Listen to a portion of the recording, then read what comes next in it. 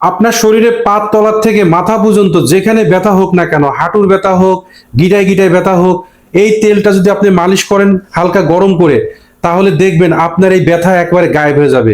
কি লাগবে আপনার? এক বাটি পরিমাণ তিলের তেল নেবেন, সাথে 2টা রসুনের কোয়া নেবেন, এর মধ্যে হালকা আজওয়ান নেবেন বা জোয়ান নেবেন এবং 1 চা চামচ পরিমাণ মেথি দানা দিবেন। এই চারটের ধরনই কিন্তু বা প্রকৃতি গরম হয়ে থাকে, আর এই চারটি আমাদের শরীরে বাত দোষকে ঠান্ডা করতে সহায়তা করে এবং আপনার ভিতরে ব্যথাকে চুম্বকের মতো টেনে বের করে ফেলবে। তাই অবশ্যই অবশ্যই 1 বাটি পরিমাণে তিল নেবেন বা 1 কাপ পরিমাণে তিলের তেল নেবেন এবং লোহার কড়াইয়ের মধ্যে ঢেলে এটা গরম করবেন।